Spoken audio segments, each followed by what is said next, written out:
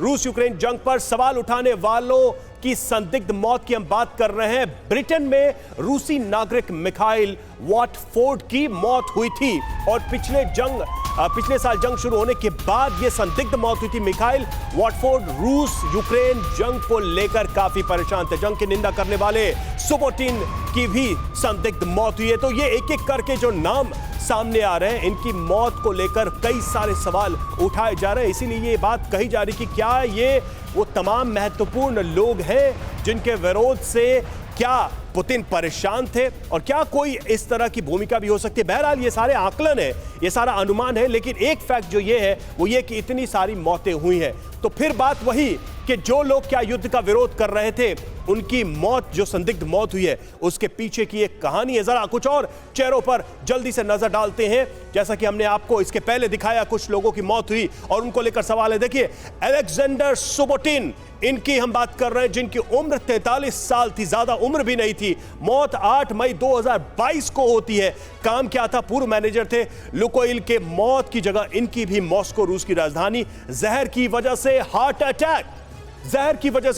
और इनसे जुड़ी जो अहम बात है कि जंग की निंदा करने वाली कंपनी के ये मैनेजर थे। एक कॉमन कॉज, एक कारण जो हर जगह नजर आ रहा है कि वो लोग जो इस वॉर को लेकर आलोचक थे, उनकी मौत। अगले चेहरे की तरफ रुख करें, मिखाइल वॉटफोर्ड, जिनका हम जिक्र कर रहे थे, उम्र 66 साल, मौत 28 फरवरी 2022। ये सारी मौतें 2022 में हुई है, ये भी आप गौर करिएगा। और काम क्या था? यूक्रेन में रिफाइनरी के मालिक थे।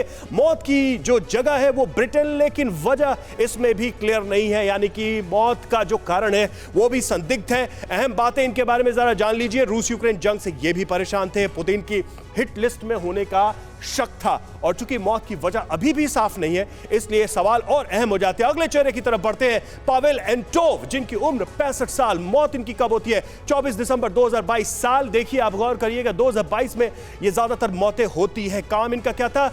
पॉलिटिशियन थे, बिजनेसमैन थे। मौत की जगह ओडिशा बताई जाती है। ओडिशा जो कि एक पोर्ट सिटी है यूक्रेन का, और वहां पर अटैक भी रूस ने किया था। मौत की वजह होटल की तीसरी मंजिल से गिरे। ये अपने आप में कई सारे सवाल खड़ा करता है। और इनके बारे में अहम बात क्या है? व्हाट्सएप मैसेज लीक हुआ था जिसमें जंग की ये निंदा कर रहे थे, वॉर के खिलाफ ये भी बोल रहे थे, ये भी जंग को लेकर चिंतित थे। और देखिए, इनकी भी मौत होती है। एक और नाम सामने आ रहा है, जिग्रोरी कोचनोव का, जिनकी उम्र 41 साल, कम उम्र थी इनकी। मौत 7 दिसंबर 2022, ये भी मौत 2022 की है। जगह इनकी देखिए, निजनी नोवगोरोड, रूस में इनकी मौत हुई है। मौत की वजह ये भी बालकनी से गिरे।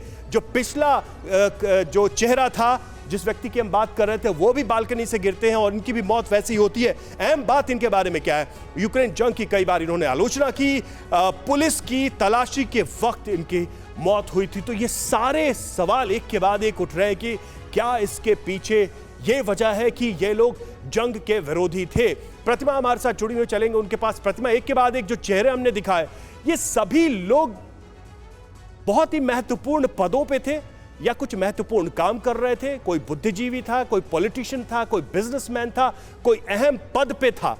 ये कॉमन लिंक क्या है? क्या इनका पावरफुल होना और प्लस युद्ध का विरोध करना इनके लिए घातक साबित हुआ?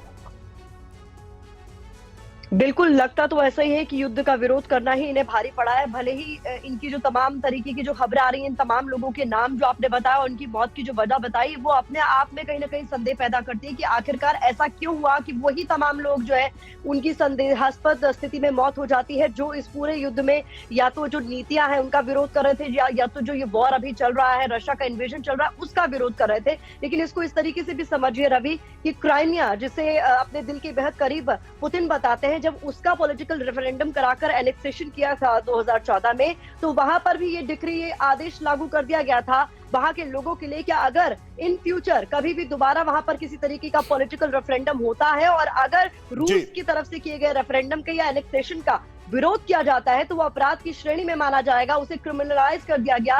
तो ये कहीं ना कहीं साफ मैसेज दे रहा है कि जिन्हें आप दिल के करीब बता रहे हैं, उनके मन में भी आपने ये खौफ पैदा कर दिया गया है कि विरोध के किसी भी स्वर को कबूल नहीं किया जाएगा और उसे अपराध की श्रेणी में माना जाएगा। तो कहीं ना कहीं इसको भी जोड़कर आप देख सकते हैं और कहीं ना कहीं ये तमाम तरह के सवाल पैदा कर रहा है कि आखिरकार उन्हीं लोगों की मौत और इतनी ज्यादा अलग तरीके से इतनी संदेह की स्थिति में जो उनकी मौत हुई है, उसके पीछे वजह क्या? बिल्कुल लौटेंगे आपके पास। प्रतिमा, आप बने रहिए हमारे साथ। तो देखिए, एक एक करके हम आपको बता रहे हैं उन चेहरों के बारे में जिनकी मौत हुई। मौत को लेकर कई सारे सवाल खड़े हो रहे हैं, इसीलिए हम बता रहे हैं कि ऑपरेशन बीस्ट दरअसल है क्या, क्योंकि कई सारे कॉमन लिंक्स इन चेहरों के साथ जुड़ रहे हैं।